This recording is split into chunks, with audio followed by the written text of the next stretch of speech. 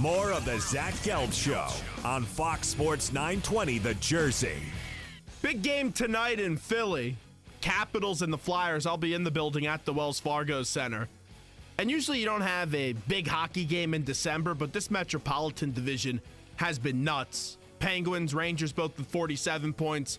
Columbus in a big win streak right now, 46 points. Flyers coming off a 10-game win streak at 42 points, and the Capitals at 41 points. So every game does count from now until the end of the regular season when you have those top 5 teams in the Metropolitan. And now this guy brings it each and every night and does a great job covering the Flyers for the Philadelphia Inquirer, and that is Sam Carchidi, who's kind enough to give us a few minutes right now. Sam, appreciate the time, and how are you? My pleasure. I'm doing well, and as you said, it's an interesting game tonight with the Capitals. It's the Flyers are playing their 35th game, and it's the first time they're facing the Caps since last year's playoffs. So going to be a lot of electricity in the building tonight, and these teams don't really like each other. I think that's been established from last year's playoffs. So I think you're going to see this is going to be more than a regular season game, and it's almost going to have a playoff feel to it. The Flyers just came off an incredible run, Sam, winning 10 straight, but then the last 2 games, their offense has gone very quiet, 2 goals in the last 2 games. How do they improve that goal production? Because like we've been saying, you can't afford to win 10 and then go lose 5 in a row the way this division is.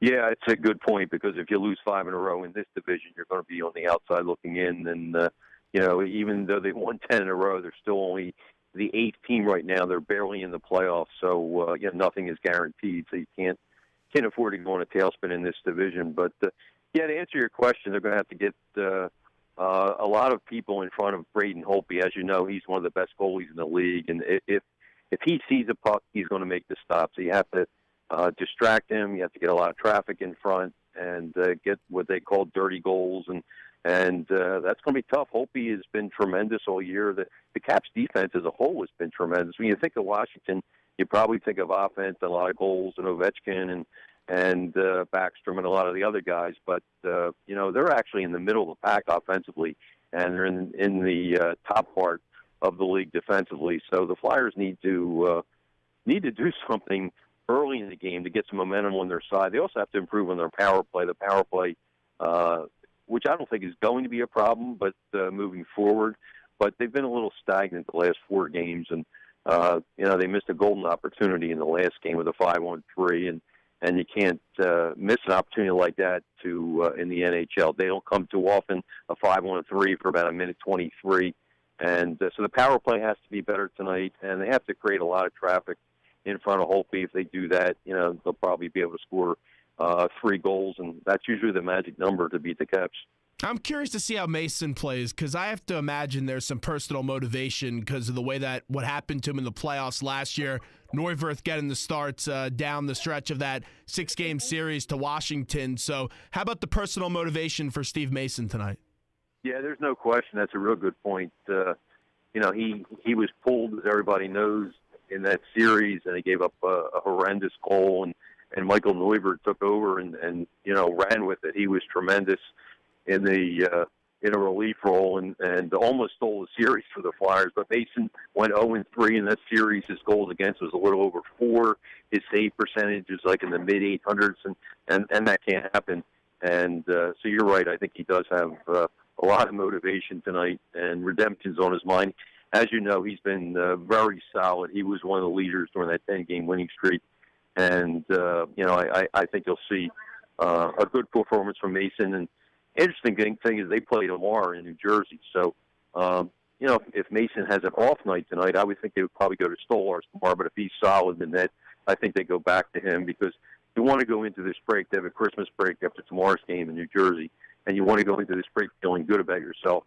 And, if Mason is on a roll after tonight, I think they'll probably go with him. Like I said, if not, you go to Stolarz, who, pitched a shutout the last game. So, I don't think Dave Haxtell is as reluctant to use Stolarz as he may have been, let's say, at this time last year, because, he looks like a very good prospect, and I think he'll be with the Flyers next year. I think Neuwirth will come back this year at the beginning of January, but I think you'll see Stolarz as the backup next season.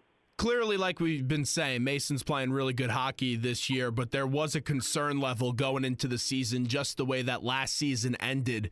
Where was your concern level with Mason going into this year, and have you been a bit surprised with the way that he's been playing this year? No, I really wasn't concerned. Going into the year, and I wrote this in the Inquirer before the year, I thought the Flyers had two number one goalies. We saw what Mason did.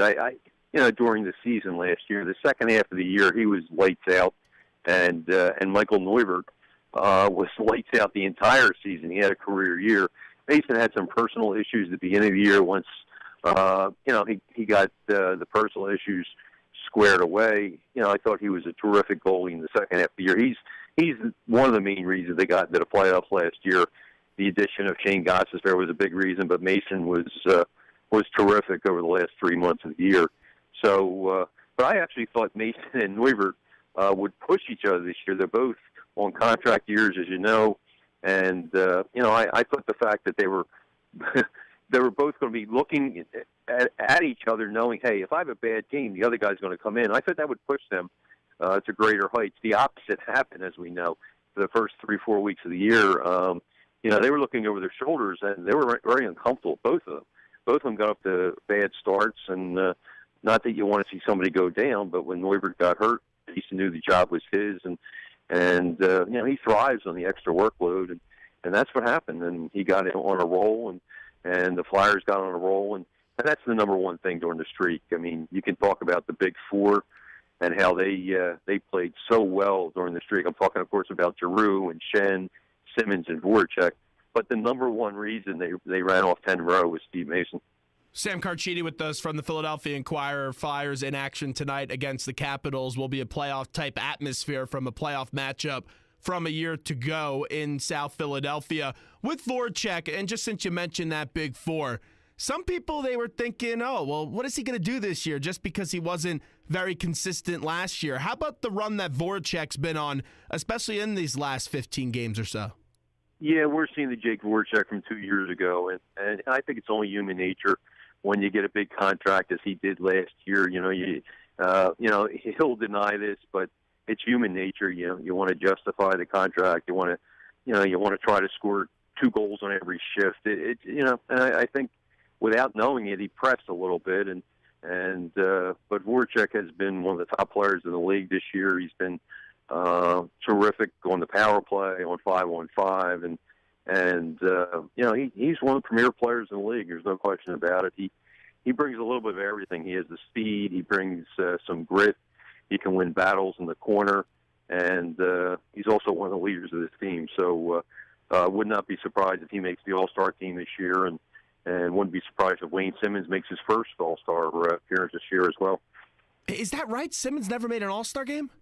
Yeah, that's right. He's never made an All-Star team. He's been, averaging about 30 goals a year now for this will be the 5th year if you prorate the lockout year, and he's never played for Team Canada. He's one of the most underappreciated stars in this league. Oh, no question. Yeah, I think it would be fitting if he made it this year because the All-Star game, as you know, is in Los Angeles, and that's where he started his career. So, it'll be extra special just to make an All-Star team for your first time, but to play in L.A. where he started his career, I think it would be really fitting for him. All right, I have to get to the youngster Provorov before we let you run as Sam Carchidi joins us. We had Doc Emmerich on yesterday, and Doc was just having so much high praise for Provorov, and he loves the way that he's growing up before your eyes just in this season and how much change there's been from the start to the finish. You get to see him night in and night out. You know he's going to be a transcendent player for the Flyers. Just give me your impressions of the youngster and Provorov only at 19 years old. Yeah, I wrote in the Inquirer last week that he's 19 going on 35, and I meant that as a compliment. I mean, this kid has poise beyond his years. He has tremendous hockey IQ, and he got off to a little bit of a shaky start. I think everybody knows about his game in Chicago. He had, he slipped, fell on his butt, and somebody picked up the puck and scored on him. He was -5 in that game, and it was an embarrassment. He said that later on, and he said, I wanted to show I'm not that kind of player, and he has certainly shown that. He has become the Flyers' #1 defenseman. It's tough to do at age 19, but he's the guy that plays against the top player, whether it's Patrick Kane or Connor McDavid or whoever is put out there. He's the guy that plays more minutes than anybody else. He's got the trust of Dave Haxtell, and for good reason. I mean, he is be a great one. And, and this thing I like, too, offensively, you can see he's getting more creative, more daring out there. I talked to Mark Howe about him about 10 days ago, and he gave me some great insight on him.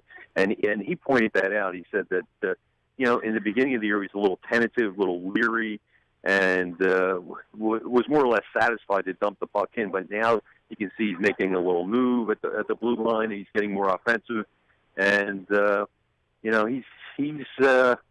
he's come close to a lot of. He could actually have 7 or 8 goals right now because he's had either the goalie has made a great save on him, or he's hit a post or hit a crossbar, and as he did when the streak ended, he actually hit the post and crossbar when the streak ended in Dallas the other day. So, offensively, he's really come on, and I look for big things for him. He's got 15 points in 34 games, and for a rookie defender, you can't ask for much more than that. As I said, he's playing big minutes, and he's playing against the top players.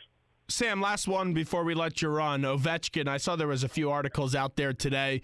I think it was in the D.C. area where people were saying, is Ovechkin slowing down because he only has 14 goals and 9 assists? What do you make of Ovechkin's play as we haven't even reached the halfway point of this season? I just think that stuff is so premature when you have those questions. Yeah, he's being defensively responsible. He's -1 right now, and it passed. Last year he was a plus player, but in past years, we've seen him at -30, -20. So, give him credit. His game has evolved. He's playing both ends of the ice, and, he's going to end up probably with 35, 40 goals, and he would be, his scoring is down. I'm not going to, lie on that. He would be 4th on the Flyers in points scored, but, he is just one of the greatest players of all time, period. I mean, he's probably going to end up with more goals than anybody in NHL history, certainly on that pace. If he stays healthy and plays to he's, late 30s, I think you're going to see him with, he could end up with 900 goals before he's done. I mean, so appreciate him and enjoy him. And I think he's a joy to watch. I love watching him. He plays with so much intensity, so much passion. And, he's a thrill to watch. And I wouldn't be too worried. I know there's 29 other teams would love to have him on their team, let's put it that way. So as he slowed down a little bit, probably he's 31 now, but, he's still a great player in this league.